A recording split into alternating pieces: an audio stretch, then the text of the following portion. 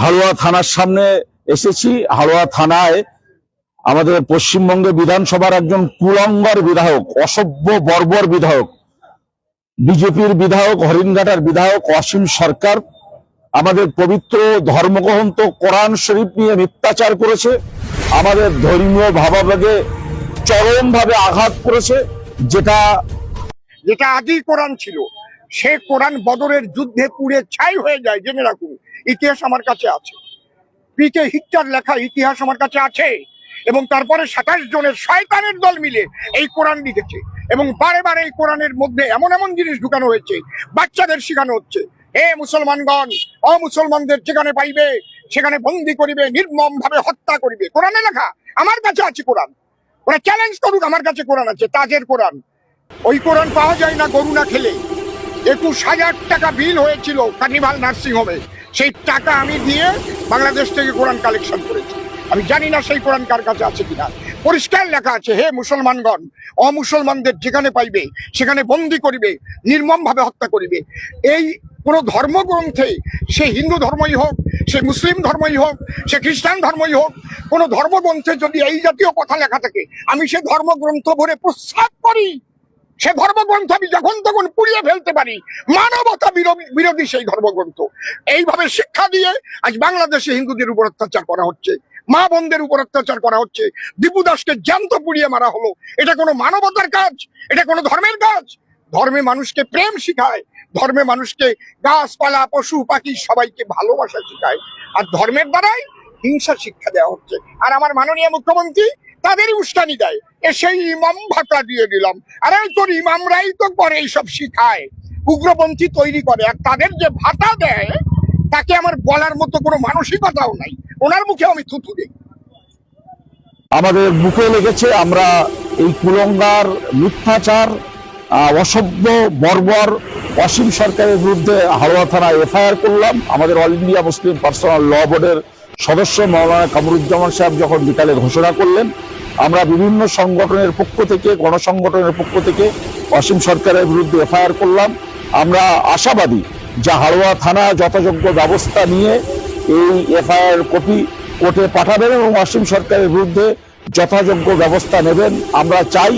সেই সাথে সাথে একদিকে যেমন কোরআন শরীফ অবমাননা করার জন্য অসীম সরকারের শাস্তির দাবি জানাচ্ছি, পাশাপাশি এই কুলাঙ্গারের পশ্চিমবঙ্গে বিধানসভায় থাকার কোনো অবকাশ নেই। এটি অবিলম্বে আমরা পশ্চিমবঙ্গ বিধানসভার সম্মানীয় অধ্যক্ষের কাছে অনুরোধ করব যে একে বিধানসভা থেকে খারিজ করা হোক, বহিষ্কার করা হোক এবং একে শাস্তি দেওয়া হোক।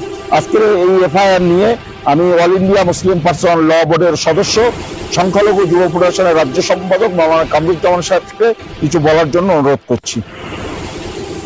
আমি ধন্যবাদ জানাচ্ছি হাড়োয়ার ভাই আজিজউদ্দিন মোক্তার দেরকে, যে তারা একেবারে দেরি না করে যত তাড়াতাড়ি সম্ভব এখানে পৌঁছে গিয়েছে এবং তারা হাড়োয়া থানায় যাতে আইনি প্রক্রিয়াটা শুরু করা যায় অসীম সরকারের বিরুদ্ধে। কেননা ওরা চাইছে ধর্মীয় উত্তেজনা তৈরি করে হিন্দু এবং মুসলমানের মধ্যে একটা ভেদাভেদের পরিবেশ তৈরি করতে। এই পরিবেশটার আমরা সব সময় বিরোধী। আমরা ভারতবর্ষে হিন্দু, মুসলমান, শিখ, ঈসাই হাজার হাজার বছর ধরে একসঙ্গে আছি, একসঙ্গে থাকবো, এটা আমাদের বিশ্বাস, এটা আমরা মনে করি। কিন্তু আজকে অসীম সরকার সে মুসলমানদের ধর্মীয় ভাবাবেগে যেভাবে আঘাত করছে, পবিত্র কোরআন গ্রন্থ এসেছে সমগ্র মানব জাতির কল্যাণের জন্য, এটা অসীম সরকার বুঝতে পারছেন না।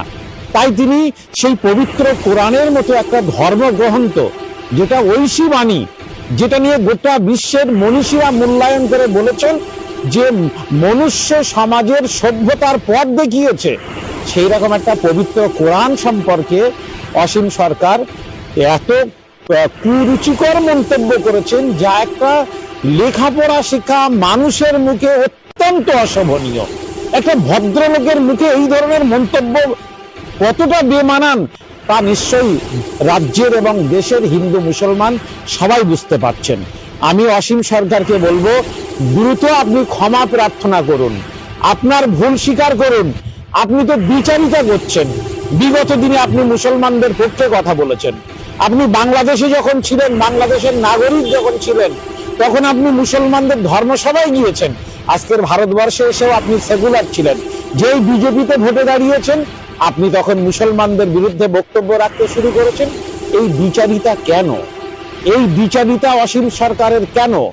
আপনি যদি শিক্ষিত হন, আপনি যদি ভদ্র মানুষ হন, আপনি দেশের জনপ্রতিনিধি, তারপরে এই ধরনের সংকীর্ণ মানসিকতা নিয়ে কোনো মানুষের ধর্মীয় ভাবাবেগে কেন আঘাত হানবেন?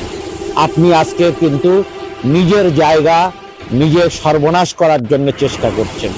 আমরা নির্বাচন কমিশনে যাব, আমরা জানতে চাইব যে আপনি যে 2021 সালে ভোটে দাঁড়িয়েছিলেন, তখন আপনি ভারতের নাগরিক কিভাবে হয়েছিলেন?